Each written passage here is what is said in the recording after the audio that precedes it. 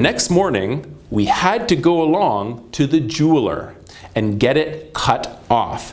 So this is pretty straightforward, right? When we're talking about this kind of sentence, going to the jeweler, so 그 다음 날에 아침에 우리는 보석상에 함께 가서 반지를 잘라내야 했어요. So we had to go to, and it's once again saying we had to. Every time you see must or have to or should, it's actually quite easy when we translate it into Korean because you can think right away. 뭐뭐 해야 하다 or 해야 되다. It's very simple to interpret these and change them into Korean. So once again, going here, 우리는 그 보석상에 함께 가서 반지를 잘라내야만 했어요. All we had to do was go to the, in this case, the 보석상, the jeweler. Okay? So, and then they got it cut off. Now, when we have the word cut off, and this is another interesting one, so to cut off something, this is a phrasal verb, to cut off. It's a verb plus a preposition. And when we say to cut off something, we are not saying anything more, really, than to cut something. You cut it, and then a piece of it comes off. But in Korean, whether you're cutting something off or just cutting something, usually the difference is quite small. So to cut something, so 자르다, right? But when you cut something off, like for example, 잘라버렸다, right? You cut it and it's gone. You got rid of it. That's kind of a similar meaning here, to cut off. So instead of saying, for example, 잘라내야만 했어요, you could also say 잘라버렸어요, right? We cut it off. But in any case, that would be the biggest difference between to cut and to cut off. So next up, the interviewer says, that's pretty good. That's pretty good. Now, this small sentence actually has a lot of meaning in it. When he says, that's pretty good, he's not just saying, 그건 참 좋아요, right? He's actually saying, wow, that's pretty good. You have to read the situation. 이 상황을 잘 읽어야죠. 이 사람이 그냥 이것은 참 좋다는 말이 아니고 그 얘기는 아주 재미있었다, right? This was a fun story. This is a fun detail. So next he says, so we're going to put up some slides of some of your companies here. So 그럼 지금부터 슬라이드를 볼 텐데요. Now he says in the Korean translation, they often say 볼 텐데, but this actual expression has a very interesting meaning. When you say the difference between 보다 or 볼 거예요 or 볼 텐데, these have very different meanings. And 볼 텐데 means it's supposed to, we're supposed to. But why does the translator for the TED Talk translate it into 볼 텐데 instead of saying just 볼 거예요? 저희는 슬라이드를 볼 거예요. The reason for that, of course, is the interviewer is not controlling the slide. He does not have the clicker. He does not have the remote for the slide presentation. So he can't say 저희는 이제 슬라이드를 볼 거예요. He can't say that. He does not know for sure.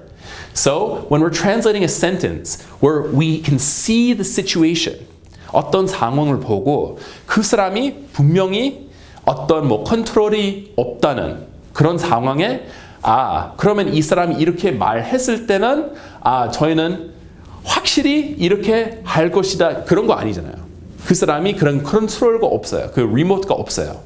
그래서 그 사람이 그 사람 입장에서는 우리는 이것을 볼 텐데, we should be able to see this if the person controlling the slides is going to change a slide, right? So this is a very important point that we need to remember while interpreting something. So we're going to put up some slides of your company. So 당신의 회사들 중 몇 개입니다. So we're going to look at a few of your companies. So 처음에는, let's see, in the beginning, you've started one or two in your time. Now, this is quite difficult because when he says this, what is he talking about? You've started one or two in your time. You've started one or two what? right? And this is sometimes what we call the pronoun game. It means that we're talking about something that we previously discussed. And when we're interpreting, something I don't want you guys to do is repeat the pronoun game. So in here he says, we're going to look at one or two. So even in Korean, if you say 처음에는 뭐 한두 개 정도로 시작하셨네요, right? So in the beginning, you started one or two companies, didn't you? But he didn't say companies. He said, 뭐 in this case, he says 한두 개 정도, 한두 개 in this case. And he said things. Well, this is not a good interpretation because if we're interpreting it, the person who is listening might be a little confused because maybe you think that you interpreted the previous sentence correctly, but then in the second sentence, you're not clear about the noun that you're talking about. So a lot of times this creates confusion when you're interpreting, and it's something we want to be very careful of. Okay, so here instead of saying 한두 개, you could say 뭐 한두 가입 or 한두 회사를 시작하셨네요. Right? In that case, we're a little bit more clear about what he's talking about.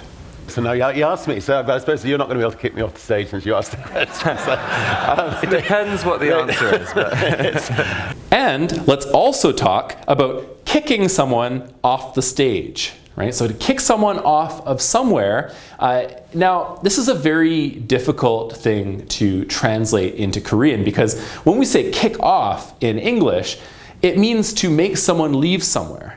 And it's not quite appropriate just to translate that to, for example, 가게 하다, to make someone go.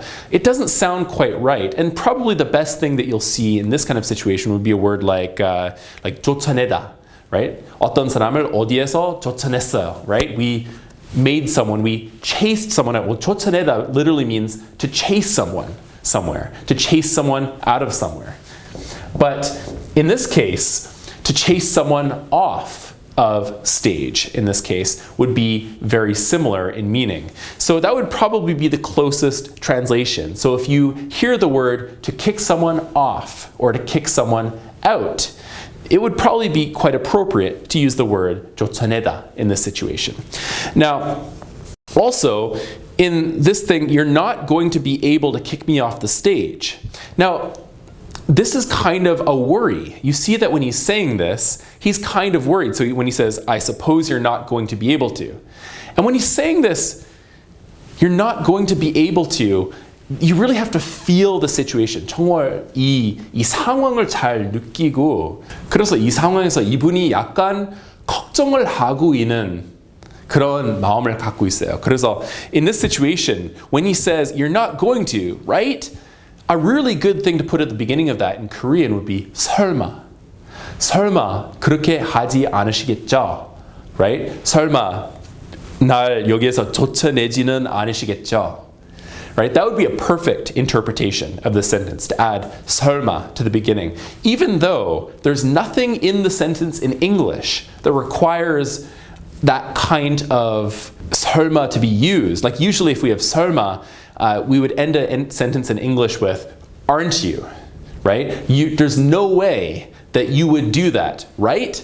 설마 너는 그런 것을 하지 않겠죠? Right?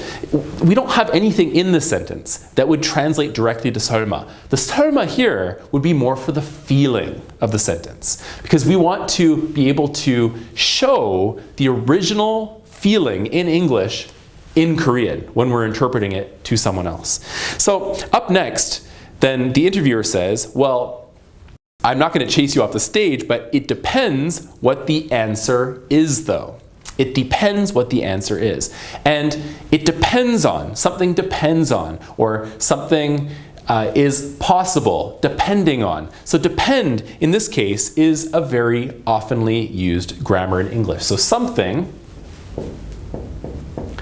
depends on something. Right? When something depends on something, we usually say 어떤 것이 뭐뭐에 달라서 다르겠다. Right? So 그건 답변을 어떻게 하시냐에 달려 있습니다. So in this case, it depends on what you're going to say. So 뭐뭐에 따라서 다를 수도 있다. Right? That's one way of saying depends. But in this case, he's just saying 뭐 어떻게 뭐 하시느냐에. So you could also translate another way of saying 어떻게 말하는지에 대해서 다를 수 있다. But in this case, he says 어떻게 하시냐에 달려 있습니다. Okay? So that's a really great sentence. It depends on. So what you do depends on what I do. 너는 뭐 할 것이냐? 그것은 내가 어떻게 하는지에 대해서 다를 수 있어요. Right? It depends. It could be different depending on how I do it. Okay, so I hope that as you guys followed along with me today, you could see that there are a lot of things that native speakers say in everyday conversation that are quite difficult and also quite ungrammatical. But your job as an interpreter requires you to be able to listen to these things and be able to make proper judgments. Like we said, there were some situations where he said 3 adjectives in a row, like big, huge, big, where there's no reason for that. What are you going to do? You can't just sit there and say, well, 크다, 거대하다, 크다, and just try to translate every single thing. And also, like we mentioned, don't get caught on things. If you don't understand, it may not be your fault. It may be because the person is speaking strangely. Like they say half a sentence, stop, and then say a completely different sentence. Like we said, if someone uses a segue and just talks about something randomly, you need to be able to keep up with this. But if you stop and say, 그 단어 뭐였지? 나 그거 알고 있었는데, 어떡해. If you do that, then you miss the entire conversation and 잘릴 거예요. You're gonna get fired, right? You can't do that. So, I hope you guys enjoyed this part and learned a bit about how to interpret some native speaker dialogues. Once again, this was a great TED Talk with Richard Branson, and please study hard so that you can interpret these things well in the future. All right, once again, I am Adam Sheard, and this is our Global College Advanced Interpretation course. Good luck, guys.